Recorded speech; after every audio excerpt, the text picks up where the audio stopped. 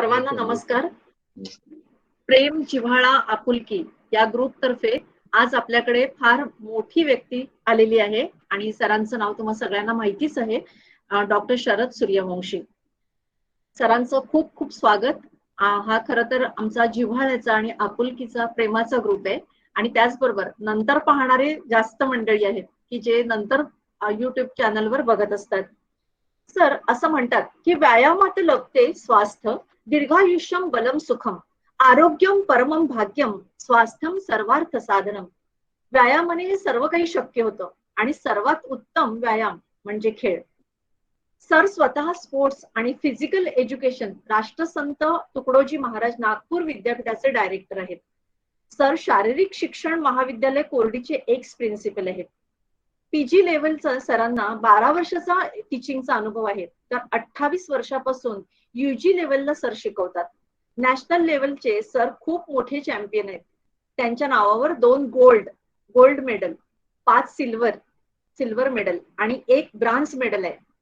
अनेक संस्थांचे सर संस्थापक आहेत, अध्यक्ष आहेत, सेक्रेटरी आहेत. सूर्यवंशी सरांच्या नावावर अनेक अवॉर्ड्स आहेत. 2018चा क्रीडाभूषण नॅशनल अवॉर्ड, 2011, 12, 13, 14, 15, 16 आणि 2017चा बेस्ट ऑर्गनायझर अवॉर्ड सलगपणे सरांना मिळालेला आहे. स्पोर्ट्स जर्नलिस्ट असोसिएशन नागपूर यांचा बेस्ट ऑर्गनायझर अवॉर्ड सुद्धा सरांना मिळालेले आहे. 2013लाच महात्मा फुले सोशल आणि रिसर्च इन्स्टिट्यूटचे बेस्ट ऑर्गनायझर नॅशनल अवॉर्ड सरांना मिळालेले आहे.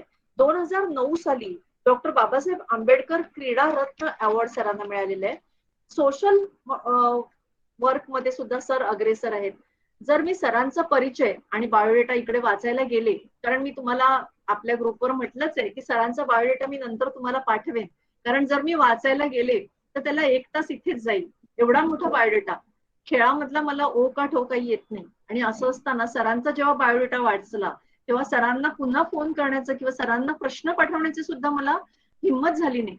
म्हणून मी डायरेक्टच सुरुवात केली, कारण एवढ्या इंटरव्ह्यूज घेतल्यानंतर सुद्धा हा इंटरव्ह्यू माझ्यासाठी सुद्धा कठीण आहे, कारण खेळामधलं मला काही येत नाही. खेळातला म्हणजे अतिशय महान व्यक्ती, खेळातली अतिशय महान व्यक्ती असं सरांचं थोडक्यात वर्णन मी करीन. आणि सरांशी गप्पा मारण्याचं योग किंवा सौभाग्य मला लाभलं, याबद्दल मी खरोखर सर तुमची आभारी आहे, कारण तुम्ही पटकन लगेचच हो म्हटलं ह्यासाठी. आणि अमनचेही आभारी आहे, कारण अमनने सरांचा परिचय घडवून आणून दिलाय म्हणून. नमस्कार सर.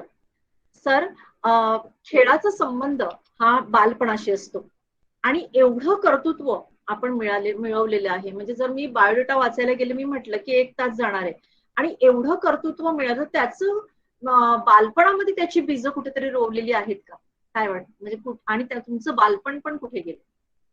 हो, नक्की नक्की. आवाज येतोय ना माझा? हो, येतोय सर. हा, नक्की नक्की. आणि कसं आहे ना की आपण बालपणी जे बघत असतो तेच पुढे होत असतो असं मला वाटतं. खरं तर असं वाटत होतं की काहीतरी वेगळं करावं आणि मोठा माणूस व्हायला पाहिजे असं लहानपणी वाटत होतं. नेमकं काय व्हायचं वगैरे काही जे लक्षात नव्हतं. कधी वाटायचं आपण पायलट व्हायचं, कधी डॉक्टर व्हायचं वाटायचं, कधी अजून काही, असं ते बदलत राहायचं म्हणजे 2-4 वर्षानंतर. पण बालपणापासून माझ्या वडिलांनी मला खेळण्याकडे ओढण्याचा प्रयत्न केला. खऱ्या अर्थाने मला खूप आवडायचं नाही, म्हणजे खेळायला वगैरे आवडत नव्हतं. पण सकाळच्या वेळेस माझे वडील आम्हाला त्यांच्यासोबत धावायला न्यायचे. अगदी मी तेव्हा पहिले दुसरीत असेल तेव्हापासून मी, माझा भाऊ शेखर आणि माझी एक बहीण सुरेखा, तसं आम्ही 5 भावंड, पण तिघांना आम्हाला ते घेऊन जायचे सकाळच्या वेळेस धावायला. तर आम्ही तेव्हा धावायला जायचो, तेव्हा तेवढी सवय झालेली होती. पण असं खूप काही पुढे आवडत नव्हतं मला, म्हणजे स्पोर्ट्स करायला पाहिजे असं वाटत नव्हतं, पण काहीतरी करायला पाहिजे असं वाटत होतं. पण क्रीडा क्षेत्रात येऊ असं वाटत नव्हतं, पण काहीतरी करावं असं वाटायचं. नेमकं काय करता करता करता मग पुढे कॉलेज लाईफ मध्ये एक बळ मिळालं आणि मग त्याच्या पुढे स्पोर्ट्स मध्ये सिरियसली करायला लागलं. खरं तर सुरुवातीला मला असं वाटायचं की मी खूप शाय नेचरचा माणूस, म्हणजे अतिशय, म्हणजे आता मी ज्या पदावर काम करतोय आणि ज्या क्षेत्रात काम करतोय, मला ज्यांनी बालपणी पाहिलं असेल ते कोणीच म्हणू शकणार नाही की मी क्रीडा क्षेत्रात काम करतो. कारण की मी शाळेत असताना अतिशय दुबळा बिचारा आणि ज्याला कोणी येऊन टपली मारून जाईल असा विद्यार्थी होता. अभ्यासात चांगला होतो मी पण इकडे मी मात्र शारीरिक कसरती किंवा स्पोर्ट्स ऍक्टिव्हिटी कुठली काही मला येत नव्हती. त्याच्यामुळे मी एक टीकेचा विषय होता किंवा बाकीच्यांसाठी मजाकीचा विषय होता. अभ्यासात चांगलं असल्यामुळे बाकीचे पण हेवा करत असतील कदाचित, पण तो तसा विषय होता. आणि मला त्याचं ना खूप दुःख होतं की आपल्याला लोक उगाच चिडवतात आणि हे करतात, पण मी काही करू शकत पण नव्हतो. असं मी म्हटलं ना, बिचारा स्टाईल मध्ये मी होतो.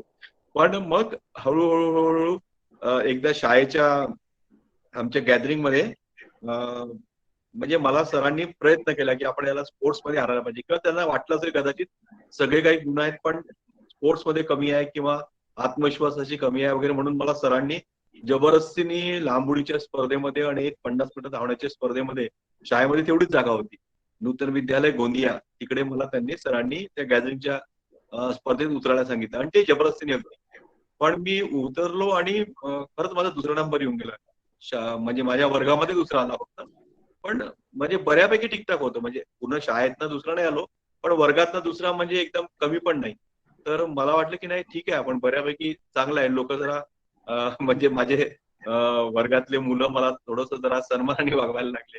मग त्याच्यानंतर वाटलं की नाही आपण थोडासा प्रयत्न करायला पाहिजे. आणि मग पुढे मला एनसीसीची खूप आवड होती आणि माझ्या वडिलांना पण आवड होती. त्यांना वाटायचं की मी एनसीसी मध्ये पुढे आरटी परेडला जायला पाहिजे वगैरे, असं त्यांना वाटायचं. माझे वडील ते अंडर ऑफिसर होते आणि त्यांनी बरेच मेडल्स वगैरे त्याच्यात मिळवले होते.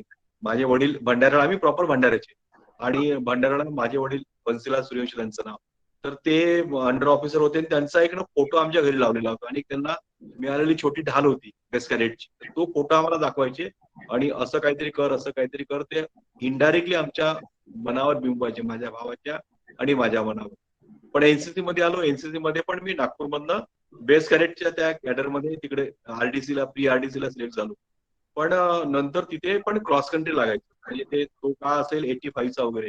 तर तेव्हा क्रॉस कंट्री जर तुम्ही धावत असाल एक काहीतरी 3 की 5 किलोमीटरची असेल ती तुम्ही जर चांगल्याने करू शकत असाल तर मग तुम्हाला पुढे सिलेक्ट करायची, अदरवाईज ते तिकडनं हाकलून द्यायचे. तर तिकडे 3 दिवस कॅम्प झाला. टोटल 7 दिवसाचा कॅम्प होता नांदेडला.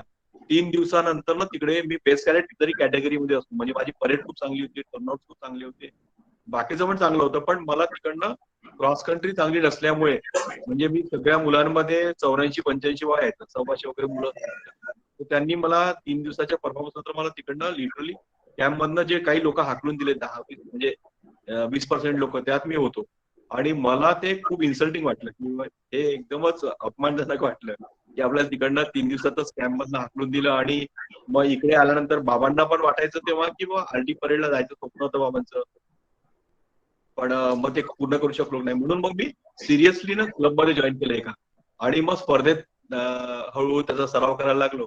आणि मग ते एनसीसी मागे पडलं, मग स्पोर्ट्स मध्ये आलं. म्हणजे 11व्या वर्गापासून मी सिरियसली क्रॉस कंट्री करायला लागलो. आणि मग क्रॉस कंट्री लॉंग डिस्टन्स माझे इव्हेंट होते. मग माझी पुढची कारकीर्द ठरली. पण सर, आता तुम्ही सांगितलं की आधी सुरुवातीला मी टीकेचं म्हणजे एक टीका केली जात होती तुमच्यावर, तर मग त्या वेळचे जे मित्र होते त्यापैकी कोणी आता भेटलं का कधी? मी भेटतात भेटतात भेटतात ते लोक. आणि ते जे सर होते इंद्र लारोकर म्हणून, त्यांची मला खरंच नेहमी आठवण येते की ते माझे वर्गशिक्षक पण होते आणि संघाचे हाडाचे कार्यकर्ता होते. ते राष्ट्रीय स्वयंसेवक संघात कार्यवाह म्हणून काम करायचे. आणि त्यांना वाटायचं की मी म्हणजे अभ्यासात ठीक आहे पण स्पोर्ट्स मध्ये पण चांगलं असायला पाहिजे, त्याच्याशिवाय काही पर्सनल डेव्हलपमेंट होणार नाही. म्हणून ते मला ना चेस शिकवायला यायचे. त्यांच्या घरापासून माझं घर 10 किलोमीटर अंतरावर होतं आणि त्या काळात ते सायकलनी चेस शिकवायला यायचे. त्यांनीच मला त्या स्पर्धेत भाग घ्यायला लावला होता, धावण्याच्या स्पर्धेमध्ये. असं करून ते कुठेतरी मला म्हणजे पुढे आणण्याचा प्रयत्न करायचा. आणि अजून आमचे एक शिक्षक होते, त्यांचं नाव आता ते आहेत जगात ते माहित नाही, पण त्यांचं तुम्ही उल्लेख केला, त्यांच्या नावाची आठवण झाली, नखाते म्हणून होते. ते मला काय करायचे की आमच्या शाळेमधला एक पैलवान होता, तालुक्याला काहीतरी त्याचा नंबर लागला असेल किंवा जात असेल भाग घ्यायला, आठवत नाही स्पष्टपणे. तर त्याची माझी ना कुस्ती लावायची ते नेहमी. आणि आठवड्यात एक दिवस पिरियड राहायचा, आणि तो प्रत्येक वेळेस कुस्तीमध्ये मला हरवायचा म्हणजे पटकूनच टाकायचा. आणि त्यावेळेस सगळे लोक मजा घ्यायचे. तर तो जो होता काळ, आणि तेव्हाचे जे मित्र होते ते आता भेटतात मला. पण आता काही त्या विषयावर बोलत नाही. बोलणं होत नाही. आणि तुम्ही सांगितलं की मी अभ्यासामध्ये चांगला होतो. म्हणजे जनरली मी हम्म. पाहिलंय की खेळ आणि अभ्यास हा समन्वय साधताना विद्यार्थी दिसत नाही. आणि तुमच्या शिक्षणाकडे पाहिलं म्हणजे बायोडेटा पाहिल्यानंतर BCom, BPEd, MPEd, MPhil, PhD अशी खूप मोठी लिस्ट आहे.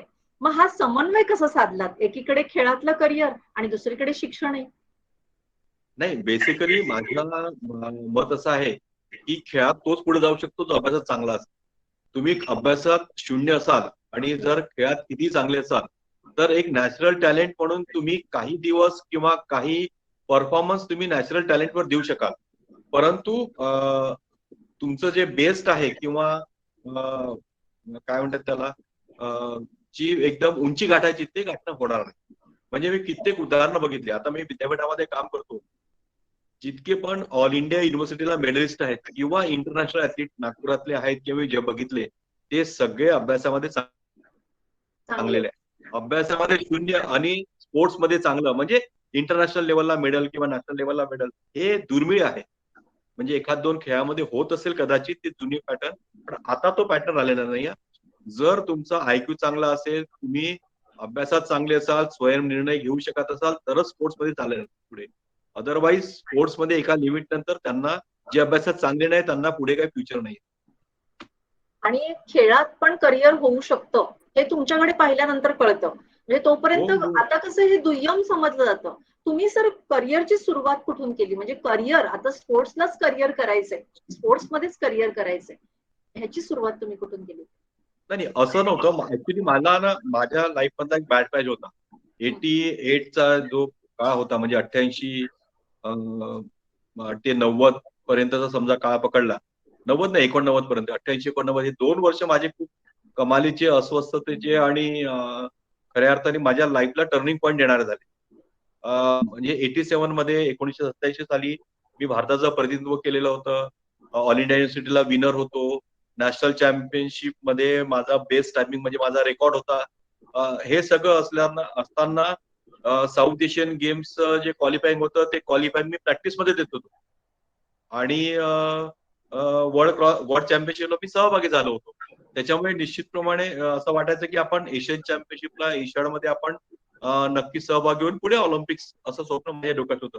पण एकदम मला इंजुरी झाली. म्हणजे माझा जो डावा पाय आहे तिथे ब्लड क्लॉटिंग झालं आणि ती इंजुरी काही रिकव्हर झाली नाही. आणि मला मग स्पोर्ट्स सोडावं लागलं. आणि ते स्पोर्ट्स सोडत असताना म्हणजे तेव्हा अगदी सेकंडरी मध्ये असेल, सेकंडरी मध्ये असताना, ग्रॅज्युएशन सेकंडरी मध्ये असताना मला स्पोर्ट्स सोडावं लागलं. आणि मग मग काय करायचं म्हणजे एकदम जमिनीवर आपटल्यासारखं झालं की कुठे आपण ऑलिम्पिक्सचे स्वप्न बघतोय आणि कुठे एकदम म्हणजे न रिकव्हर होणारी इंजुरी झाली. तर अशा परिस्थितीत काय करायचं याच्यात तो खूप स्ट्रेन्स मध्ये होतो. माझा भाऊ जो आहे शेखर, तो पण स्पोर्ट्स करायचा, तो तो परफॉर्म करत होता. पण एकीकडे त्याला धावतानाचा त्याला जिंकण्याचा आनंद होता, पण दुसरीकडे मात्र आपण काय करू शकत नाही याचं खूप दुःख होतं. म्हणजे खूप मोठा बॅड पॅच होता तो माझ्या लाईफ मधला. पण नेमकं त्याच वेळेस मला असं कोणीतरी सांगितलं की आपण शारीरिक शिक्षणाचे जे अभ्यासक्रम आहेत ते जर केले तर ते खेळामधलेच आहेत आणि त्याच्यामध्ये पण चांगलं करिअर होऊ शकेल.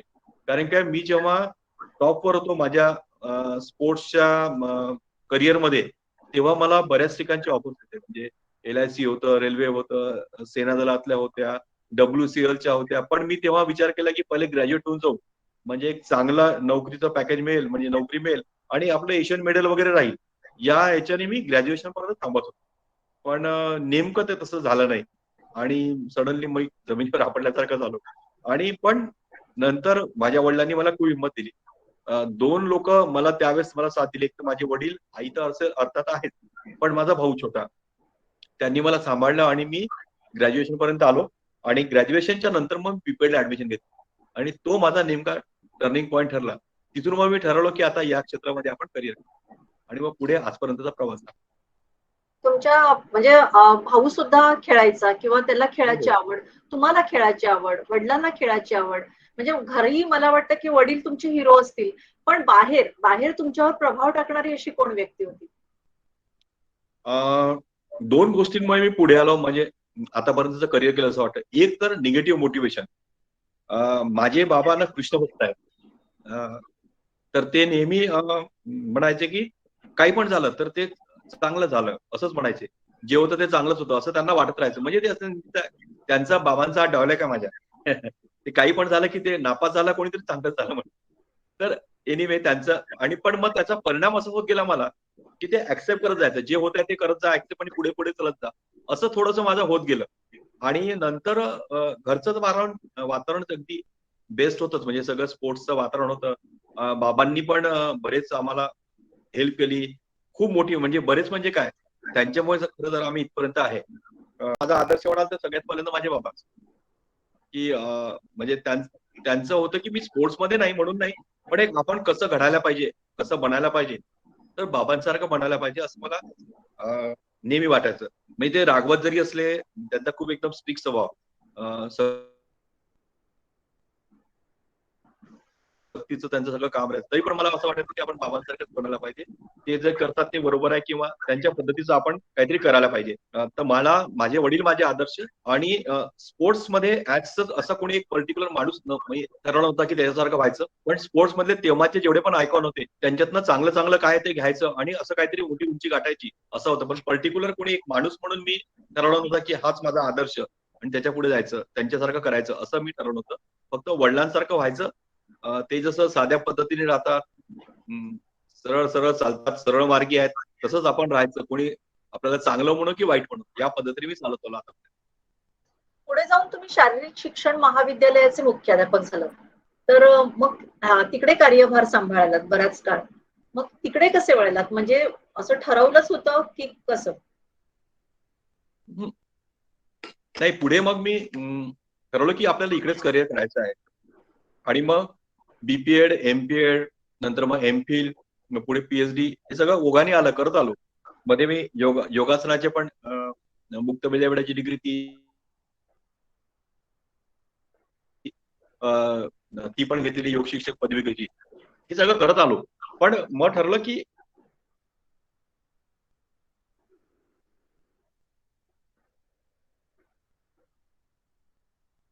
आपण ज्या क्षेत्रात आहोत तिकडे बेस्ट व्हायला पाहिजे. तिथली सगळ्यात उंच जिकडे जाता येईल म्हणजे सगळ्यात उंच वरती.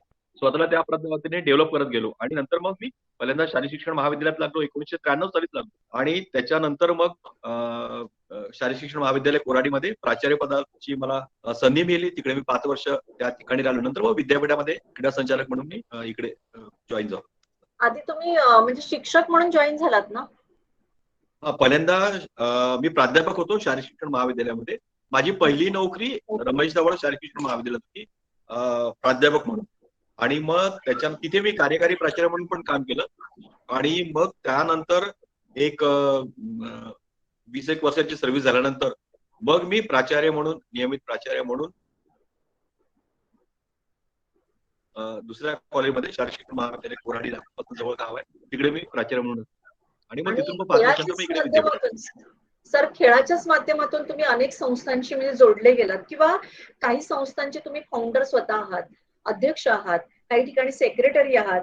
महाराष्ट्र ऍथलेटिक्स असोसिएशन असेल किंवा ट्रॅक स्टार ऍथलेटिक्स क्लब असेल नागपूरचा. याविषयी या संस्थांविषयी आम्हाला सांगा. खरं तर म्हणजे स्पोर्ट्समध्ये आपण योगदान द्यायचं आणि पहिल्यांदा मला ना असं वाटायचं की आपण इकडे शारीरिक शिक्षण असं मला वाटायचं की कोचिंग हा आवडता विषय आपला. आपण आंतरराष्ट्रीय खेळाडू घडवायचे, ऑलिम्पिक मेडलिस्ट घडवायचे असा माझा प्रयत्न होता. मी सुरुवात पण त्याची केली होती. 1-2 वर्ष केल्यानंतर माझ्या असं लक्षात आलं की जिल्हा संघटनेमध्ये कुठेतरी कमी आहे. म्हणजे तिकडे लोकांची आवश्यकता आहे आणि तिकडे लोक जे आहेत पाहिजे त्याप्रमाणे मध्ये काम नाही होत आहे. आणि त्याच्यामुळे आमचं स्पोर्ट्स खास करून आमचं ऍथलेटिक्स नागपूर विदर्भामध्ये खूप मागे आहे असं मला वाटायला लागलं. आणि मग मी ठरवलं की नाही आपण संघटनेमध्ये काम करायला पाहिजे म्हणजे असोसिएशन मध्ये काम करायला. मग मी डिस्ट्रिक्ट असोसिएशन मध्ये काम करायला लागलो. पुढे माझ्याकडे सर्वसंमतीने अगदी पुढचे इलेक्शन न होता सचिव पद आलं. मग महाराष्ट्र संघटनेमध्ये आता वरिष्ठ सहसचिव म्हणून मी काम करतोय. दुसरीकडे हे करत असताना ऍथलेटिक्सचा प्रचार आणि प्रसार व्हावा याच्यासाठी मग मी ट्रॅक स्टार ऍथलेटिक्स क्लब नावाचा माझा क्लब तयार केला. आता माझा भाऊ ते सगळं बघतोय. आमचे कोच आहेत तिकडे ते सगळं बघतात आहे. आणि पण आता मग मी संघटनेत असल्यामुळे तिकडे लक्ष देत नाही, पण तो माझा क्लब आहे आणि आम्ही सुरू केलेला आहे. बाकीच्या ज्या गोष्टी आहेत त्याच्या सोशली त्या सगळ्या मी बघतो. आणि दुसरीकडे मैत्री परिवार संस्था जी शिक्षण, आरोग्य आणि युवकांमध्ये काम करते, त्या संघटनेसोबत मी काम करतोय. क्रीडा भारती नावाची संघटना आहे. त्या संघटनेमध्ये मी काम करतो. नागपूर जिल्ह्याच्या म्हणजे नागपूर महानगराचं अध्यक्षपद माझ्याकडे आहे, त्याचं दायित्व माझ्याकडे आहे, ते मी काम बघतो.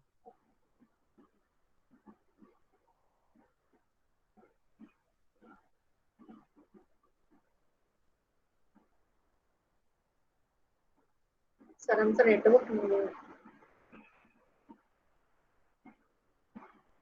साठी प्रयत्न करणं, नसेल तर तिथे निर्मिती करणं आणि पुढे सरकणं, असं माझं आतापर्यंत होतं. सर, तुम्हाला अनेक अवॉर्ड्स मिळाले आहेत. पहिलं अवॉर्ड घेताना तुम्हाला कसं वाटलं, आणि दुसरं म्हणजे की तुम्ही जे काही काम केलंय आतापर्यंत त्याची एक पोचपावती आहे, असं ही अवॉर्ड्स घेताना तुमची भावना होती का? नाही, अवॉर्ड्स जे आहेत ते निश्चितपणे प्रेरणादायी असतात. म्हणजे प्रेरणा देतात आपल्याला. अवॉर्ड्स आहेत ते प्रेरणा देतात. टप्प्याटप्प्यावर तुम्हाला तेवढी शाबासकी मिळणं आवश्यक आहे, परंतु ती पूर्ण कामाची पोचपावती असं मला वाटत नाही. पण आपण चांगलं काम करतोय, लोक आपल्याला ऍप्रिशिएट करतात, चांगलं वाटतं आणि जरा नवीन कामाची उर्मी येते की आपण अजून चांगलं काम करावं असं वाटत राहतं. आणि मला विशेष आनंद आहे की मला आदर्श शिक्षकाचा पुरस्कार मिळाला. त्याचा मला जास्त आनंद होतो की ज्या क्षेत्रामध्ये मी काम करतोय त्या क्षेत्रातला बेस्ट टीचरचा अवॉर्ड मिळणं, मला वाटतं की तो खरा महत्वाचा. म्हणजे मी क्रीडा संघटक म्हणून काम करतो, खेळाडू म्हणून काम करतो, शिक्षक म्हणून काम करतो, मोटिवेटर म्हणून काम करतो, सोशली पण काम करतो, पण शिक्षक म्हणून मिळालेला पुरस्कार म्हणजे जी माझी ओळख आहे शिक्षक म्हणून, तर ती जी ओळख आहे त्याच्यासाठी मला रिकॉग्निशन मिळालं, याचा मला खूप आनंद. नक्कीच, कारण एका शिक्षकाला तो आनंद जास्त असतो, नाही का सर? ऍथलीट म्हणून किंवा एनसीसी कॅडेट म्हणून खूप तुम्हाला अवॉर्ड्स मिळाली आहेत. मग हा प्रवास कसा होता? खरं तर एनसीसी सोडल्यानंतर मला स्पोर्ट्स करावं लागलं. एनसीसी मध्ये मला तिकडनं कॅम्पमध्ये हाकललं, त्याच्यानंतर मग मी इकडे आलो, असं झालं. आणि मला एनसीसी खूप आवडते, आता पण आवडते. आता पण मी एनसीसीचे जेवढे पण ग्रुप्स आहेत इकडे नागपूरला एनसीसी गोल्डन ग्रुप आहेत आणि बाकीचे पण आहेत, काही मोठ्या ऍक्टिव्हिटी पण आम्ही एनसीसीच्या लोकांसोबत करतो. मला खूप आवडतं त्याच्यात. पण तिकडे मी खूप काही करू शकलो नाही, पण आता याच्या पुढच्या काळात मी करण्याचा प्रयत्न करतोय एनसीसीच्या लोकांना घेऊन. कारण काय त्यांचं ओव्हरऑल पर्सनॅलिटी त्या लोकांची खूप चांगली असतात, खूप एनर्जेट असतात. मग ते किती पण वर्षाचे असले तरी पण ते काम करायला अगदी तत्पर असतात. त्या लोकांसोबत काम करायला मला आवडतं आणि आता पण मी तिकडे करतो आहे. तर एनसीसी तर आणि माझा जरी मी एनसीसी सोडून स्पोर्ट्स मध्ये आलो तरी मला डेव्हलप करण्यामध्ये एनसीसीचा मेजर रोल आहे. म्हणजे मी एनसीसीच्या स्टेट कॅम्पला होतो आळंदीला, ज्युनियर्स मध्ये असेल तेव्हा मला बेस्ट कॅडेटचा अवॉर्ड मिळाला होता आणि एकदम छोटंसं मेडल होतं. म्हणजे मला मिळालेल्या मेडल पैकी सगळ्यात छोटं मेडल ते आहे. पण मी जेव्हा पण ते मेडल्स बघतो तेव्हा मला सगळ्यात महत्वाचं मेडल ते वाटतं की त्या सगळ्या मुलांमधनं, एनसीसीच्या मुलांमधनं आपल्याला बेस्ट कॅडेटचा अवॉर्ड मिळाला, त्याचा मला आनंद आहे. तर एनसीसी महत्वाची आहे असं मला वाटतं, त्यासाठी मी काम करतो. सर, टेक्निकल चीफ म्हणून तुमचं खूप मोठं योगदान आहे, त्याच्याबद्दल मला काही सांगा. हो, मी एशियन मॅरेथॉन ला टेक्निकल ऑफिसर होतो, कॉमनवेल्थ युथ गेम्सला पण ऑफिसर होतो, त्याच्यानंतर पुणे इंटरनॅशनल मॅरेथॉन आणि सगळ्यात महत्वाचं म्हणजे नागपूरला इंटरनॅशनल मॅरेथॉनचे 3 एडिशन आम्ही केलेत आणि त्याची पण तांत्रिक जबाबदारी पूर्ण टेक्निकलिटी जी आहे ती मी बघितलेली. तर त्याच्यात मला खूप इंटरेस्ट आहे. खरं तर मला इव्हेंट मॅनेजमेंट हा विषय खूप आवडतो. म्हणजे जरी माझी पीएचडी सायकोलॉजी मध्ये झाली असती तरी मला स्पोर्ट्स मॅनेजमेंट हा विषय खूप आवडतो. मला असं वाटतं की तुमची पुढे विचारलं की तुमची मास्टरी कशात आहे, तर मी स्पोर्ट्स मॅनेजमेंट म्हणतो. तर जी थर्ड मॅरेथॉन झाली, नागपूर इंटरनॅशनल मॅरेथॉनची 3rd एडिशन झाली, त्याच्यामध्ये मी माझ्या सगळ्या शाळेत शिक्षकांना, म्हणजे शाळेतले आणि कॉलेजमधले या सगळ्या लोकांना जोडून, संघटनांना जोडून खूप मोठी एक मॅरेथॉन आम्ही नागपुरात घेतली होती.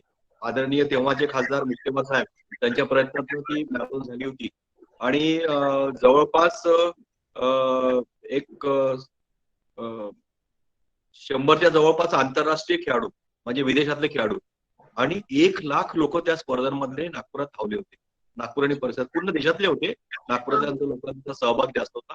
1,00,000 लोकांनी धावायचं आणि कुठलीही दुर्घटना न होता ती सुचारू रूपाने पार करणं ही खूप मोठी गोष्ट आहे. मला वाटतं की माझं मॅनेजमेंट मधलं सर्वात हायेस्ट अचिव्हमेंट कुठलं असेल तर ती माझी इंटरनॅशनल मॅरेथॉनची 3rd एडिशन होती. ती फिनिश झाल्यानंतर मला असं वाटलं की आपण काहीतरी सरच करू शकतो. आणि तेव्हापासून मी एक इस्टॅब्लिश झालो की एक इव्हेंट मॅनेजर म्हणून किंवा एक क्रीडा संघटक म्हणून. त्याच्यानंतर मला मग लोक ओळखायला लागले आणि तेवढा रिस्पेक्ट करायला लागले. ग्रेट ना सर. खेळाबद्दल सर आता विद्यार्थी आणि पालक हे जागृत होत आहेत असं वाटतं का? हो, जागरूक होतात आहे. परंतु खूपदा असं लक्षात येतं, मी विद्यापीठांमध्ये काम करतो तेव्हा महाविद्यालयीन विद्यार्थी आणि संघटनेत आणि समाजात वावरताना जेव्हा शालेय विद्यार्थ्यांशी पण बोलतो तर एकीकडे असं वाटतं की जी म्हणजे पॅरेंट्स आहेत ते मुलांवर खूपदा आपले जे आहेत काय म्हणतात त्याला अपेक्षा लादतात. हा एक मला असं वाटतं आणि त्यांना वाटत असतं की इतक्या वर्षानंतर हे मेडल, पुढच्या 5 वर्षानंतर ते मेडल किंवा पुढच्या वर्षानंतर तो टप्पा असं त्यांनी गाठायला पाहिजे किंवा त्यांचे काही अधुरे स्वप्न असतील, राहिलेले स्वप्न असतील ते मुलांनी पूर्ण करावे किंवा असं त्यांना वाटत असतं. एक टाइम बॉन्डेड प्रोग्राम ते मुलांना देतात. तर मार्गदर्शन करणं हे ठीक आहे, परंतु त्याच्यावर सक्ती करणं की 5 वर्षानंतर तुझा एवढाच परफॉर्मन्स असायला पाहिजे, 3 वर्षानंतर हा परफॉर्मन्स असायला पाहिजे. कारण काय इंडिव्हिज्युअल डिफरन्सेस असतात, व्यक्ती भिन्नता असते, प्रत्येकाची आपापली आवड, क्षमता आणि त्यांचा आवाका असतो, त्याप्रमाणे माणूस पुढे पुढे जात असतो.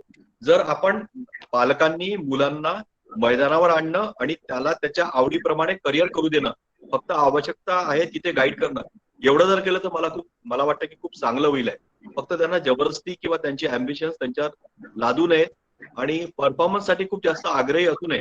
फक्त त्याला दिशा देण्याचं काम करावं असं मला वाटतं. म्हणजे असं जर राहिलं तर बॅलन्स असा जर राहिला तर पुढे पालकांचं सहकार्य खूप चांगलं राहील आणि पुढे पण आपण स्पोर्ट्समध्ये आपल्या देशातले मुलं खूप चांगलं करिअर करू शकतात. आपल्या जनरेशन मध्ये सर, आपल्या जनरेशन मध्ये कसं होतं की खेळापेक्षा तू अभ्यास कर असं सांगितलं जात होतं, पण आज तसं राहिलेलं नाहीये. म्हणजे आज थोडासा बदल आहेच नाही म्हणायला, नाही का? नाही, बराच बदल आहे मॅडम.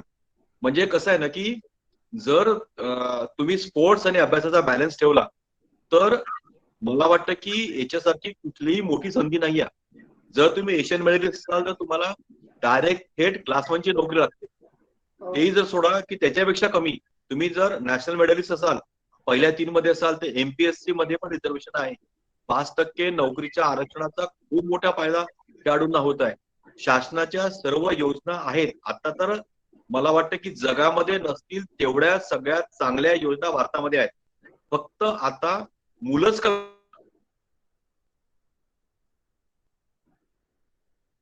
पडतात आहे असं मला वाटायला लागलं. म्हणजे कसं आहे ना की एकीकडे शासनामध्ये 5% नोकरीचे आरक्षण आलं पाहिजे. जर तुम्हाला क्लास 1 ची किंवा सुपर क्लास 1 ची एखादी पोस्ट ह्याच्या माध्यमातून मिळते आहे, पण त्याच्यासाठी लागणारं बेसिक क्वालिफिकेशन तुमच्याजवळ असायला पाहिजे आणि तेवढं खेळाडूंनी मिळवायलाच पाहिजे. जर तुम्ही एकीकडे परफॉर्म करताय आणि त्याच्या आधारावर तुम्हाला नोकरी पाहिजे शासनामध्ये किंवा कुठल्या मोठ्या अधिकारी पदावर, तर त्याच्यासाठी बेसिक क्वालिफिकेशन, त्याच्यासाठी लागणारी पर्सनॅलिटी, त्याच्यासाठी लागणारे जे काही गोष्टी असतील, मग तुमचं संवाद कौशल्य असू दे किंवा तुमचा IQ असू दे किंवा तुमची पर्सनॅलिटी असू दे, तुमचा फिजिकल फिटनेस असू दे, ते सगळं तुमच्याकडे असायलाच पाहिजे आणि त्याच्यासाठी पण तुम्ही प्रयत्न करायला पाहिजे. खूपदा काय लक्षात येतं की मुलं काय म्हणतात, म्हणजे मला आश्चर्य पण वाटते आणि कधी कधी चीड पण येते. म्हणजे मी माझ्या उद्बोधनात आणि भाषणात पण क्लिअर बोलतो. खूपदा मला असं आता इतक्या वर्षाचा एक्सपिरियन्स आहे शिक्षणाच्या क्षेत्रातला. काही मुलं येतात आणि म्हणतात की ते सर आम्ही खेळाडू आहे आणि काय आमचा अभ्यास झाला नाही, त्याच्यामुळे आम्हाला परीक्षेमध्ये काही विशेष सोय करून द्या, वेगळ्या वर्गामध्ये बसण्याची सोय करा, म्हणजे आम्ही कॉपी करू आणि लिहून पास होऊ. तर अशा लोकांना मी लिटरली हाकलून दिलेलं आहे किंवा तुम्ही असं करू नका आणि असं करत असाल ते चुकीचं आहे. असं करून स्पोर्ट्समन घडणार नाही. लाईफ मध्ये कधी ना कधी तो पकडला जाईल आणि त्यांनी जे मिळवलेलं करिअर आहे, सुशील कुमारचं आपल्याला उदाहरण माहिती आहे की जर तुमच्यावर संस्कार चांगले नसतील तर काय होऊ शकते. सुशील कुमारने 2 ऑलिम्पिक मेडल मिळवले, परंतु तो आता सगळ्यांच्या नजरेतनं हिरोवरनं झिरो झालाय.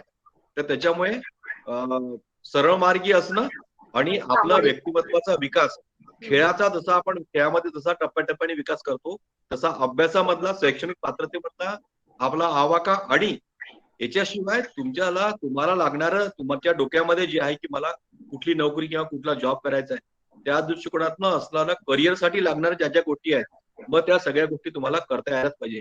जर तुम्हाला इंग्रजी येत तर नसेल तर ह्या इंग्रजीचे कोर्सेस लावा. करिअरचं काय ते ह्या करिअरचं सुद्धा म्हणजे ह्याच्यामध्ये पण करिअर आहे आणि तुम्ही आता एवढ्या सगळ्या गोष्टी सांगितल्या ह्या मुलांपर्यंत पोहोचायला हव्यात नाही का?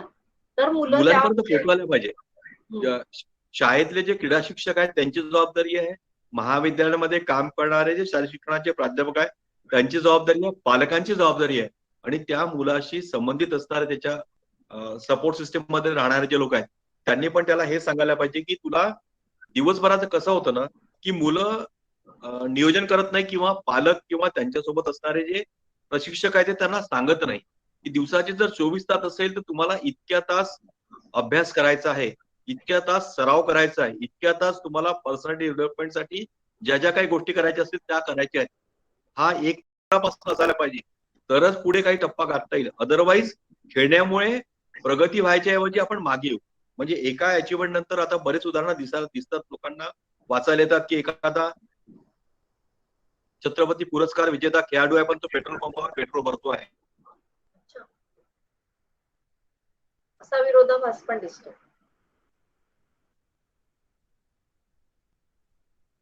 पोहोचण्यासाठी की तेव्हा त्याला लागणार ते बेसिक बाकीच्या ज्या गोष्टी आहेत त्या आपण परिपूर्ती करत नाही त्याच्यामुळे आपण मागे पडतो. जर तुम्ही ऑलिम्पियन असाल पण 12वी नापास असाल तर काय नोकरी काय मिळू शकेल विचार करायला पाहिजे. म्हणजे अभ्यासाचा आणि खेळाचा मेळ साधला पाहिजे त्यांनी. साधला तर याच्यासारखं मॅडम याच्यासारखं करिअर नाही, याच्यासारखं करिअर नाही. माझी एक मैत्रीण आहे, मैत्रीण म्हणजे छोटी बहीण जिला आपण म्हणू, जिचा पाठ्यपुस्तकामध्ये धडा होता भाग्यश्री बिले.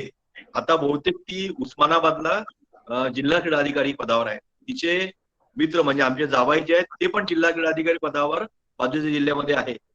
पाड्यावरची मुलगी जिला म्हणजे सरळ असे चालता पण येत नव्हतं, तिचा पाठ्यपुस्तकाचा अभ्यासक्रमात धडा आहे. तर ती मुलगी आज ती जिल्हा क्रीडा अधिकारी पदावर आली आहे. तिने एमपीएससीच्या थ्रू पण क्लिअर केलेलं आहे आणि इकडे स्पोर्ट्स मधलं इंटरनॅशनल मेडल पण आहे. अतिशय गरीब म्हणजे तिच्या घराण्यात शिकण्याची म्हणजे काही परंपरा नाही पण तिने स्वतःला डेव्हलप केलं. त्या दोघांना नवरा बायकोनी डेव्हलप केलं आणि दोघंही आदिवासीच्या जिल्ह्यामध्ये जिल्हा क्रीडा अधिकारी म्हणून आहेत. एवढं पण होऊ शकतं. आपल्या जिल्ह्यातल्या गोष्टी आहेत. सर तुम्ही आता आमच्याशी बोलताय आणि एवढी माहिती देताय. तुमचे टीव्हीवर सुद्धा इंटरव्ह्यू झालेले आहेत, जय महाराष्ट्र किंवा साम टीव्हीवर किंवा दूरदर्शनवर तुम्ही तुमच्या मुलाखती झालेल्या आहेत. तुम्ही अतिशय सुंदररित्या म्हणजे सांगताय. तर ह्याचं श्रेय हे तुम्ही जे शिक्षक म्हणून काम केलेलं आहे त्याला जातं की आणखी कशासाठी? नाही नक्की नक्की की मला ना शिक्षक असल्याचा खूप फायदा मिळाला. शिक्षक असल्याचा निश्चित फायदा मिळाला कारण की आमचा जो अभ्यासक्रम असतो शिक्षकांचा म्हणजे तो बीपीएड एमपीएड आणि पुढे म्हणजे काही अभ्यासक्रम पुढचे असतात. मध्ये काही आम्ही शॉर्ट टर्म कोर्सेस केले, ओरिएंटेशन केले, रिफ्रेशर्स केले, सेमिनार कॉन्फरन्सेस मध्ये सहभागी झालो, तिकडे पेपर प्रेझेंटेशन केले, काही अवॉर्ड्स मिळाले तिकडे. म्हणजे तर लेखन वाचन मनन या सगळ्यांची सवय त्या मला शिक्षणाच्या अभ्यासक्रमामुळे लागली. तर शिक्षण शास्त्राचा जो अभ्यासक्रम आहे माझा त्याचा मला खूप फायदा झाला आणि त्याच्यामुळे या सगळ्या गोष्टी सहज सहज शक्य होतात. सर तुम्ही पेपर प्रेझेंट केलेत किंवा आर्टिकल्स लिहिली आहेत किंवा पुस्तकं तुमची पब्लिश झाली आहेत तर त्याच्या सगळ्यांचा विषय खेळच आहे का? नाही, पुस्तकं माझी आहेत ती खेळांवर आहेत. म्हणजे कुठल्या पर्टिक्युलर खेळांवर नाही, सायकोलॉजीवर आहेत, स्पोर्ट्स मॅनेजमेंटवर आहेत आणि स्पोर्ट्स ट्रेनिंग या 3 विषयावरची माझी पुस्तकं आहेत. 3 पुस्तकं माझी पब्लिश झालेली आहेत. पण माझे आर्टिकल्स जे आहेत ते नुसते खेळावर नाही आहेत. तर खेळांवर तर आहेच, म्हणजे अर्धे आर्टिकल खेळांवर असतील आहे किंवा व्याख्यानं खेळांवर असतील, पण व्यक्तिमत्व विकास आणि बाकीचे जे सोशल इश्यू आहेत म्हणजे अगदी म्हणजे युवकांचा काय म्हणतात त्याला अँटी सोशल ऍक्टिव्हिटीमध्ये सहभाग कसा रोखायचा याच्यापासून तर महिलांच्या सक्षमीकरणापर्यंतच्या कुठल्याही विषयावर मी आता बोलू शकतो, त्याच्यावर लिहू शकतो, त्याच्यावर व्याख्यान देऊ शकतो. त्याच्यामुळे अगदी म्हणजे मी डॉक्टर बाबासाहेब आंबेडकरांपासनं तर आताच्या नीरज चोप्रापर्यंत मी व्याख्यान देऊ शकतो किंवा बोलू शकतो. आणि मला हा जो हे आलाय कॉन्फिडन्स आलाय, मग तो माझ्या रिसर्च पेपर प्रेझेंटेशनचा असो किंवा मग एखाद्या मुलाला ट्रेनिंग देण्याचा असो, हा मला शिक्षक असल्याचा खूप फायदा झाला आणि त्याच्यात ते आम्हाला शिकवण्यात आलं, त्याचा मला निश्चितपणे फायदा झाला. सर, कोरोनाच्या काळामध्ये आता मुलं घरी आहेत किंवा त्यांना खेळायला मिळालेलं नाहीये, म्हणजे शालेय मुलं मी सांगते, शाळेतली मुलं सांगते. आणि आता जेव्हा आता 4 ऑक्टोबर पासून शाळा कॉलेजेस उघडतायत असं सांगितलेलं आहे कालच वर्षाताईंनी. तर मग अशा वेळी त्यांच्या इन्स्ट्रक्शन्स मध्ये पण सांगितलेलं आहे की त्यांना खेळायला सोडायचं नाहीये. तर ह्याचा परिणाम त्यांच्यावर झालेला आहे का, काय वाटतं? नाही, आता शासनाच्या ज्या गाईडलाईन्स आहेत त्या गाईडलाईन्स मध्ये स्पर्धा होणार नाही आहेत. म्हणजे मागच्या 2-3 महिन्यापासून स्पर्धा होत नाही आहेत. मोठ्या स्पर्धा फक्त राष्ट्रीय स्पर्धा फक्त निवड चाचणी होतात आहे, परंतु चॅम्पियनशिप ज्याला म्हणतो अजिंक्य स्पर्धा त्या होत नाही आहेत. त्या पुढे पण काही दिवस होणार नाहीत. परंतु सरावाला मुभा आहे, म्हणजे सरावाला मैदानावर जाऊन प्रॅक्टिस करायची जी आहे ती संधी खेळाडूंना आहे. परंतु शाळेच्या ज्या गाईडलाईन्स आहेत जिथे गॅदरिंग जास्त होतं, मुलं एकत्र येऊन एखादा रिक्रिएशनल ऍक्टिव्हिटी करतात किंवा मुली एकत्र येऊन ऍक्टिव्हिटी करतात, तर अशा गोष्टींसाठी सध्या तरी थांबायला पाहिजे. परंतु वैयक्तिकरित्या ते मैदानावर जाऊन क्लबमध्ये जाऊन सराव करू शकतात, खेळू शकतात नाही का. पण तरी सुद्धा त्यांच्यावर परिणाम झालेलाच आहे, एकलकोंडेपणा थोडासा आलेला आहे असं सांगायला हरकत. हो, नाही, एकलकोंडापणा आलेला आहे. परंतु ही परिस्थिती एकंदर जगातच होती, म्हणजे आपल्या देशात आहे असं नाही आहे. आणि मला काय वाटतं की बाकीच्या देशांपेक्षा आपल्याकडची मुलं कौटुंबिक किंवा पारिवारिक पार्श्वभूमी आपल्याकडे आहे. म्हणजे आपण कुटुंबामध्ये राहतो, आपल्याकडे काय म्हणतात एकत्र कुटुंब पद्धती या कुटुंब पद्धती आहे, म्हणजे आई बाबा मुलं असं एकत्र राहण्याचा प्रकार. विदेशामध्ये सगळीकडे सगळ्या देशांमध्ये असं आहे असं नाही. तर त्याच्यामुळे आणि आपण आपल्या मुलांमध्ये रमतो आणि आई वडील काय करतात की त्यांचं लाईफचं एमच हे असते की आपल्या मुलाला घडवणं, स्वतःपेक्षा ते मुलांकडे जास्त लक्ष देतात. तर या सगळ्या प्रवृत्तीमुळे या कोरोनाच्या काळामध्ये मुलांना बऱ्यापैकी आपण हाताळू शकतो, म्हणजे आपण सगळ्यांनी हाताळलेलं आहे. आणि मला वाटतं की जगामध्ये कुठल्या देशात नसेल इतके सुरक्षित आपल्या देशातले मुलं करोनाच्या काळामध्ये होते. फक्त त्यांना थोडंसं खेळांवर बंधन आलेत, फिरण्यावर बंधन आलेत, पण ते ठीकठाक आहे. म्हणजे बाकीच्या जगाच्या तुलनेपेक्षा आपली मुलं सर, अनेक पदं तुम्ही भूषवली आहेत किंवा अनेक भूमिका पार पाडलेल्या आहेत, त्यातली तुमची आवडती नक्की भूमिका कोणती? आता कसं ना की मी या पदावर काम करतो, शिक्षक म्हणजे विद्यापीठाचा राष्ट्रसंत तुकडोजी महाराज नागपूर विद्यापीठाच्या क्रीडा व शालेय शिक्षण संचालकाच्या पदी काम करायला मिळणं खरंच खूप मोठी गोष्ट आहे. खूप मोठा आवाका आहे इथे. जवळपास 600च्या जवळपास कॉलेजेस आहेत, 4 जिल्ह्यांचा कारभार आहे. आणि म्हणजे मला ज्या ज्या गोष्टींचा अनुभव आला, निगेटिव्ह एक्सपिरियन्स आला, ते सगळं पॉझिटिव्ह मध्ये कसं बदलता येईल याच्यासाठी खूप मोठी संधी आता माझ्या हातात आहे आणि मी त्याचा निश्चितपणे लाभ घेतो आहे. म्हणजे ज्या ज्या गोष्टी क्रीडा क्षेत्रात किंवा शारीरिक शिक्षणाच्या क्षेत्रात किंवा पदकं मिळवायच्या प्रवासामध्ये ज्या ज्या करायला लागतात, ज्या ज्या सुटलेल्या आहेत आणि त्या सगळ्या गोष्टी व्हायला पाहिजे असं वाटत होतं मला, ते सगळं करवून घेण्याची संधी मला आता या पदावर आली. त्याच्यामुळे मला निश्चितपणे हा जो रोल आहे हा खूप आवडतोय आणि याच्यात मी रमलेलो आहे. अगदी म्हणजे झोपायला फक्त घरी जावं लागते म्हणून तेवढा वेळ बाकीच्या वेळेस पूर्ण वेळ या कामात असतो. आणि या सगळ्या प्रवासामध्ये मगाशी तुम्ही बोललात की आई बाबा असतील, माझा भाऊ शेखर, तो पण सेंट्रल एक्साइज मध्ये अधीक्षक पदावर आहे, मोठ्या पदावर आहे. आणि या सगळ्या प्रवासामध्ये माझी मिसेस तिचा पण मला खूप सपोर्ट मिळाला. म्हणजे मी आता या पदावर किंवा इथपर्यंत पोहोचण्याच्या या सगळ्या प्रवासामध्ये आई बाबा, माझा भाऊ शेखर हे जेवढे महत्वाचे आहेत तेवढे ती पण महत्वाची आहे. आणि सगळ्यात महत्वाचं म्हणजे ज्या गोष्टी मी करू शकलो नाही त्या गोष्टी ती करू शकते. म्हणजे एनसीसी मध्ये ती 2दा रिपब्लिक डे परेडला गेली, म्हणजे ज्युनियर मध्ये आणि सिनियर मध्ये. जेव्हा की मी रिपब्लिक डेच्या त्या पहिल्याच कॅम्पमधनं मला वापस पाठवण्यात आलं, हे ती करू शकली. अभ्यासासाठी म्हणजे असं बोलायला नको पण ती माझ्यापेक्षा हुशार आहे, त्याच्यामुळे तिचा मला लाभ भरपूर मिळतो. आणि अनेक रिसर्च पेपर आम्ही सोबत केले. जरी 2 टोकांचे आमचे विचार असले तरी 2 गोष्टी ज्या आहेत आमच्या त्याचा बॅलन्स साधण्याचा आम्ही प्रयत्न करतो. म्हणजे खरं तर माझा ऍथलेटिक्स इव्हेंट ज्याच्यामध्ये खूप सारे इव्हेंट असतात, खूप लोकांशी संपर्क असतो. दुसरीकडे तिचा जिम्नॅस्टिक इव्हेंट, ते लोक आयसोलेटेड असतात. पण या सगळ्यांचं कॉम्बिनेशन जमलं आणि दुसरं सगळ्यात महत्वाचं म्हणजे ती पण एका महाविद्यालयामध्ये HOD म्हणून काम करते आहे. तर विद्यापीठाचा आता संचालक म्हणून मला तिचं बरेच गोष्टींमध्ये तिचं मदत मिळते. मदत मिळते. आणि त्याच्यामुळे कसं की जास्त काम करायला अजून जास्त मला स्कोप मिळतो. आणि सर जेव्हा मी पण बोलले त्यांच्याशी तेव्हा एक माणसाला कम्फर्टेबल करतो ना करण्याचं जे सामर्थ्य आहे ते त्यांच्यामध्ये आहे. कारण मला तुमचा बायोडेटा वाचल्यानंतर आणि एकतर खेळातलं मला माहिती नव्हतं. म्हणजे अमनकडून मी जेवढं काही माहिती आहे तेवढीच मला माहित होती. बाकी मला खेळातलं काही माहिती नाहीये आणि तुमचा इंटरव्ह्यू घ्यायचाय.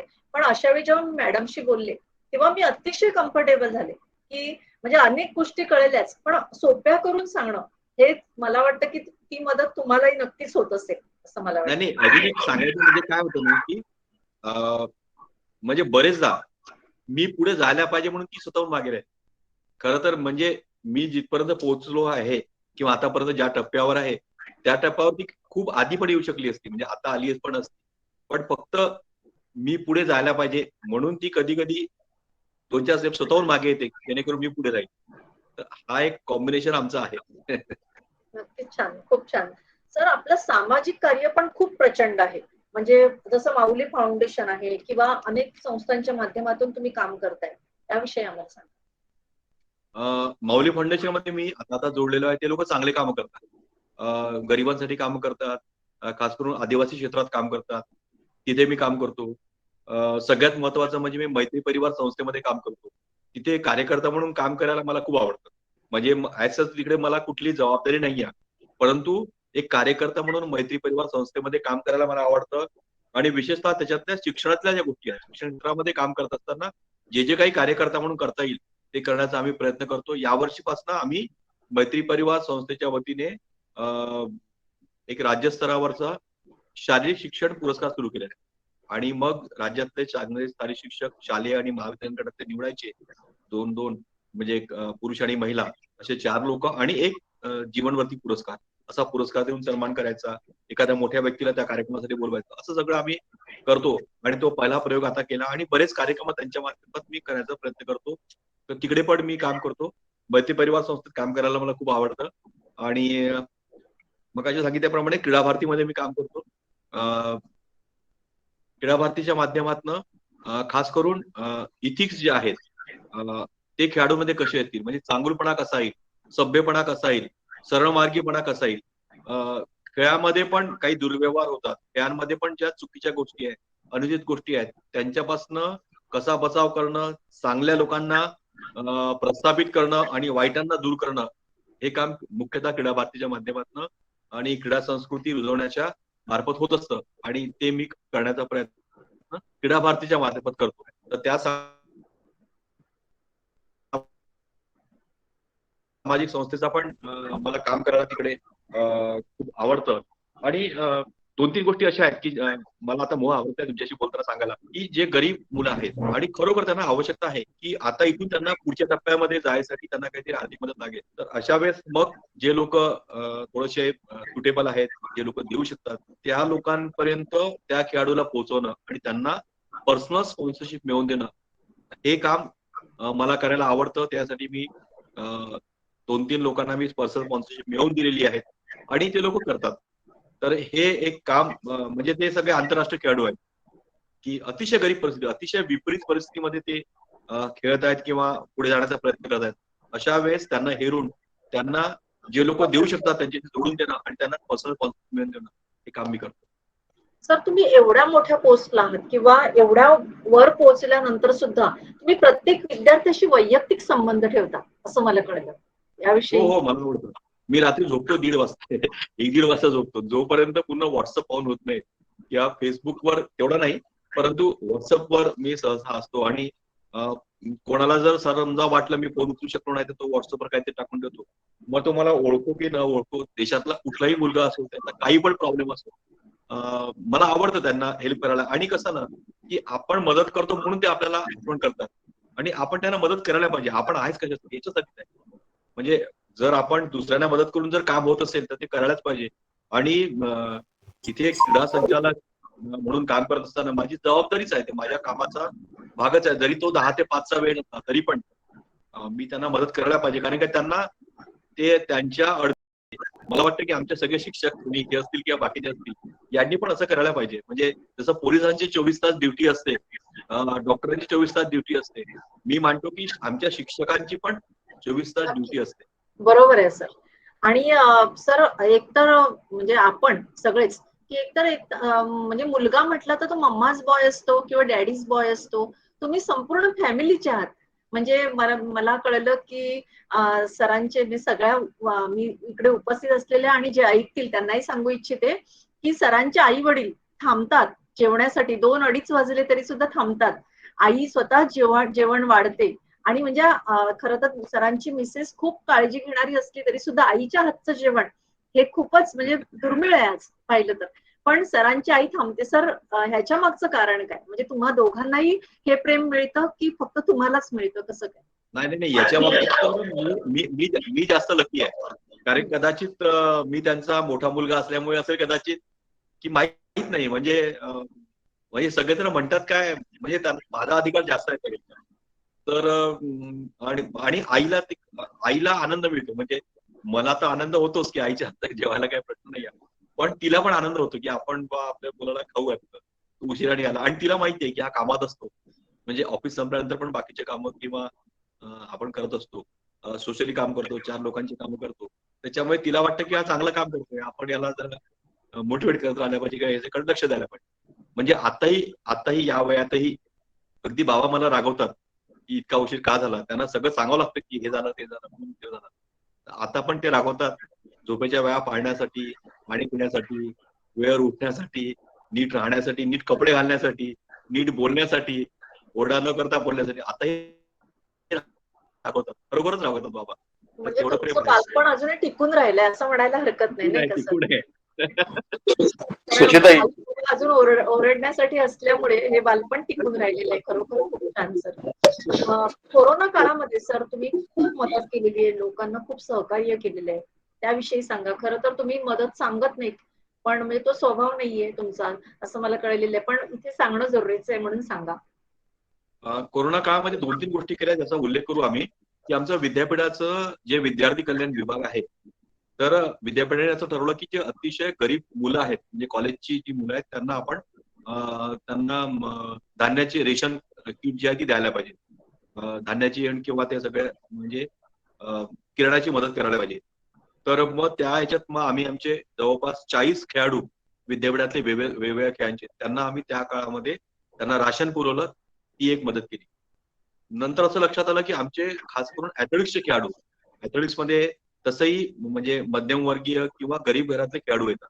आणि काही काही लोकांकडे तर त्यांचे आई वडील ते मजुरीची कामं करायचे, तर पण त्या लोकांचे रोजगार नव्हते, आणि पहिल्या लॉकडाऊनमध्ये तर खूप प्रचंड हाल झाले. तर अशा वेळेस आम्ही त्या खेळाडूंबद्दल आमचे वर्तमानपत्रातले काही जे क्रीडा पत्रकार आहेत त्यांना सांगितलं, त्यांच्याशी बोललो. त्यांनी काही लोकांनी त्याच्यासाठी त्यांच्या सिरीज लावल्यात, आणि ती माहिती लोकांपर्यंत पोहोचली, आणि लोकांकडनं इतका ओघ आला की शेवटी त्या मुलांकडे, म्हणजे 4 मुले आम्ही जे निवडले होते त्या लोकांकडे भरपूर प्रमाणात, म्हणजे त्यांचं घर छोटस ठेवता येईल नाही इतकं धान्य त्यांना पूर्ण देशभरातल्या लोकांनी मदत केली. तर हे एक काम करू शकलो, म्हणजे कुठेतरी आपण त्यांना मदत करू शकलो, याचा मला खरंच अभिमान आहे. खूप छान सर.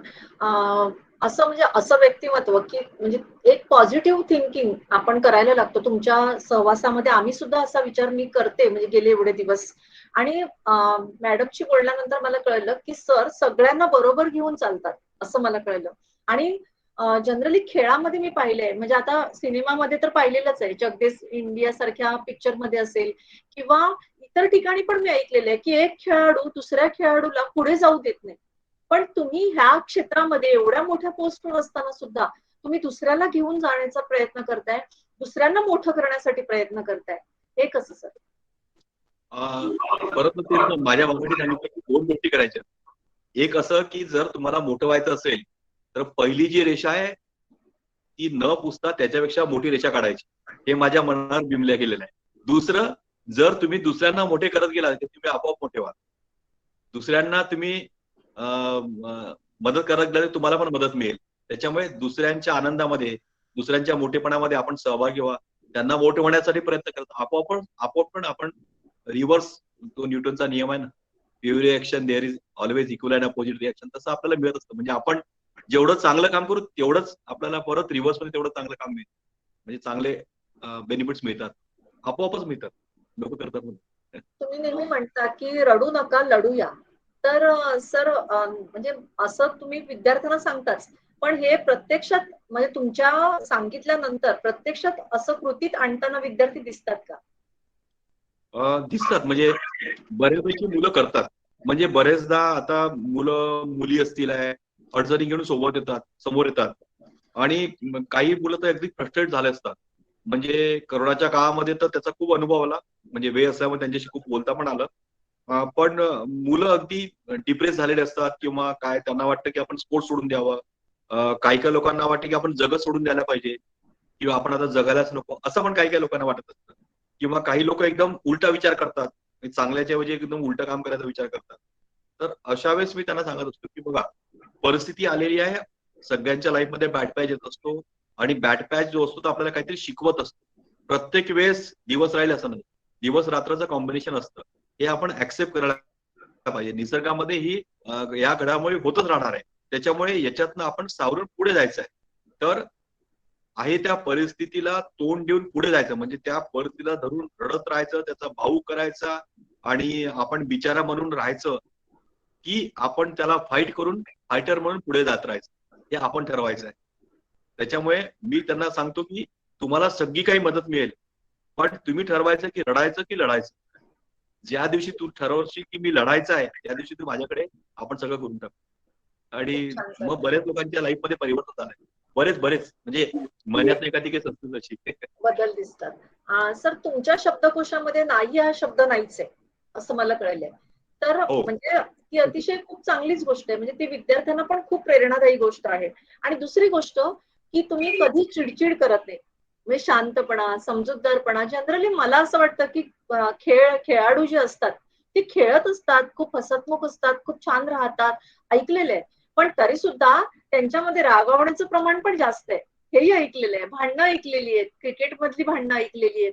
मग तुमच्यामध्ये हा शांतपणा कुठून आला?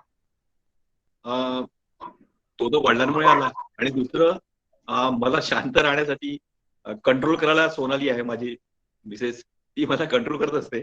आणि म्हणजे चीड येते, खूपदा चीड येते, पण मी म्हणजे त्याला शांत होऊन जातो लगेच. म्हणजे ते रिॲक्ट होत नाही मी.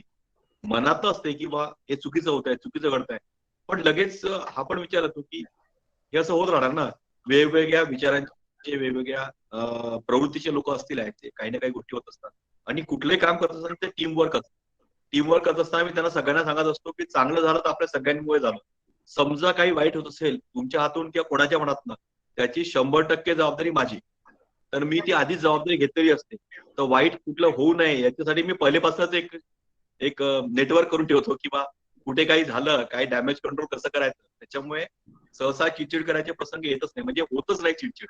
आणि दुसरी गोष्ट, काम करत असताना जर आपण आनंद घेत असतो ना कामाचा, तर त्याचा स्ट्रेस येत नाही. किंवा उलट पुलटे झालं काही, तरी आपल्याला माहिती आहे ते होऊन जाईल, निपटून टाकू असं वाटत राहतं. त्याच्यामुळे जर तो जे काम करतोय त्याच्यात आनंद मिळत गेला, म्हणजे आपण जी कृती करतोय त्याच्यात आनंद मिळत गेला, तर तो स्ट्रेस, ती चिडचिडपणा तो होतच नाही. म्हणजे तुम्हाला थकवा पण येत नाही. खरं तर आमचे ते नागपुरातले खूप रिनाऊंड कोच आहेत, भाऊ काणे, ज्यांना खूप पुरस्कार आणि ते सगळं मिळालेलं आहे, खूप मोठं नाव आहे. अध्यात्मामध्ये पण त्यांचं खूप म्हणजे असं मास्टरी आहे त्यांची. तर त्यांच्याशी म्हणजे कॉलेजच्या लाईफमध्ये जेव्हा बोलत असताना सांगितलं की ते शब्द म्हणायचे, कुंडलिनी जागृत होणं. योग अध्यात्माच्या क्षेत्रामध्ये कुंडलिनी जागृत होते. सायकोलॉजीमध्ये जे लोक बघत असतील, शिकत आपण बघतो की दुसरा दम, सेकंड ब्रीथ आपण ज्याला म्हणतो, की एक स्टेज नंतर अशी येते की आपण त्या स्टेजच्या वरती गेलो की आपल्याला मग कुठल्याही गोष्टीचा थकवा येत नाही, कुठल्याही गोष्टीची चिडचिड होत नाही, कुठल्याही गोष्टीसाठी आपण काही आताताईपणा करत नाही, आपल्याला भूक पण लागत नाही, तहान पण लागत नाही. ही एक स्टेज येते.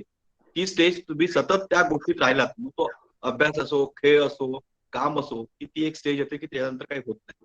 मला वाटतं की आता मला त्यामुळे काही वाटत नाही, कुठल्याही गोष्टीचा राग वाटत नाही किंवा चिडचिड होत. तेही कारण असू शकेल. पण खूप छान आहे की ते त्यामुळे विद्यार्थी पण खूप शिकत जातात ना त्याच्यामुळे.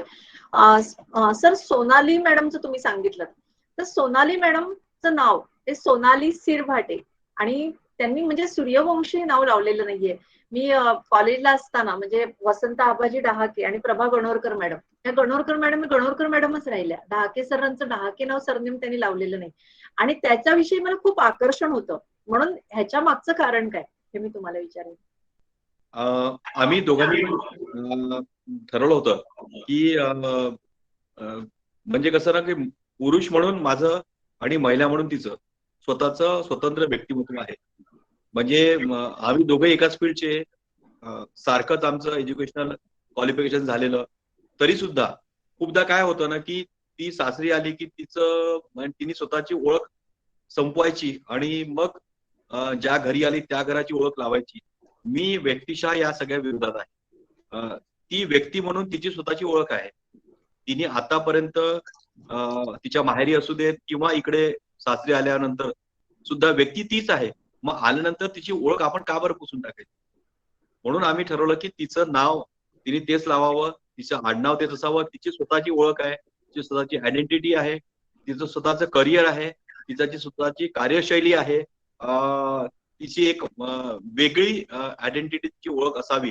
आणि ती आपल्यामुळे तिने वेगळं काही करावं असं मला वाटत नाही. तिला वाटतं तसं जगावं, तिला वाटतं तसं तिने करिअर करावं, तिची स्वतःची एक व्यक्ती म्हणून ओळख असावी असं मला वाटतं. म्हणून आम्ही ठरवलं की तिचं आडनाव तसंच राहू देत, माझं आडनाव असं राहू देत असं ठरवलंय. म्हणजे इव्हन रिसर्च पेपर मध्ये पण तिचं नाव आम्ही दोघांनी जरी कंबाईन रिसर्च पेपर केला तिच्या आडनावाने करते, माझ्या आडनाव. खूप छान ना. ही गोष्ट खरोखर म्हणजे स्त्रियांसाठी तर खूपच प्रशंसनीय आहे की म्हणजे तिला तिची आयडेंटिटी तीच ठेवता येते, नाही का? सर, तुमची निर्णय क्षमता ही खूप क्विक असते, फास्ट असते आणि तुम्हाला नीटनेटकेपणा पण खूप आवडतो. त्याविषयी काय हो, बोलाल? अगदी बरोबर आहे, अगदी बरोबर आहे. कसं ना की कुठलाही प्लॅन करायचा असेल ना, तो मला असं वाटतं की कागदावर आपला प्लॅन परफेक्ट असायला पाहिजे, ऑन पेपर. आणि मग ऍक्शन जी आहे ती फास्ट होते, क्विक होते आणि परफेक्ट होते. खूपदा काय होतं, मग किती खेळाचा परफॉर्मन्स असू दे किंवा मग अभ्यासाचं नियोजन असू दे, ते करत असताना मुलं काय करतात की पेपर वर्क करत नाही. म्हणजे सिलेबस काय आहे, आपल्याजवळ असलेला वेळ, आपल्याजवळ अवेलेबल असलेले पुस्तकं, जवळ असलेले रिसोर्सेस, आपल्याकडचे प्राध्यापक, शिक्षक जे काय असतील, घरातलं वातावरण, हे पाहून आपण एक असा प्लॅन बनवायला पाहिजे मुलांनी. किंवा मैदानावर पण खेळाडूंनी पण त्याचे कोचेस, अवेलेबिलिटी, त्यांची इक्विपमेंटची, मैदानावरची सुविधा किंवा त्याचं टायमिंग, शाळेचं कॉलेजचं टायमिंग, असा एक प्लॅन असायला पाहिजे. आणि ते जर करून केलं तर त्याचं काय म्हणतात त्याला, सक्सेस रेशो जो आहे तो खूप चांगला राहतो. त्याच्यामुळे प्लॅन आपण असायला पाहिजे. म्हणजे कमी श्रमामध्ये चांगलं आपल्याला करता येईल. म्हणजे कमी एनर्जीमध्ये आपण जास्त परफॉर्म करू शकतो असं मला वाटतं. आणि त्यांनी अॅक्युरसी येते कामाची, नेमकेपणा येतो आणि त्याच्यामुळे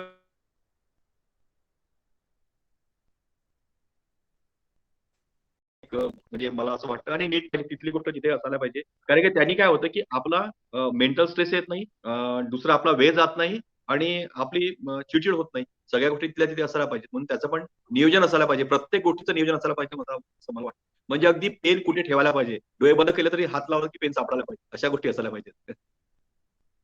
खूप छान. आणि शालेय जीवनामध्ये की मुलांना कधी काय होतं की खेळ आवडतात, एखाद्या खेळामध्ये प्रावीण्य पण असतं, कोणाला कबड्डी आवडतं, कोणाला हॉकी आवडतं, पण पुढे जाऊन ते त्याच्यामध्ये काही करत नाहीत, करिअर करत नाहीत. तर शाळा लेवलवर अशा प्रकारचं मार्गदर्शन किंवा काउन्सिलिंग व्हायला हवं असं तुम्हाला वाटतं? हो, हो. व्हायला पाहिजे. मला वाटतं की ही शाळेतल्या क्रीडा शिक्षकाची जबाबदारी आहे. खरं तर सगळ्या शिक्षकांची आहे.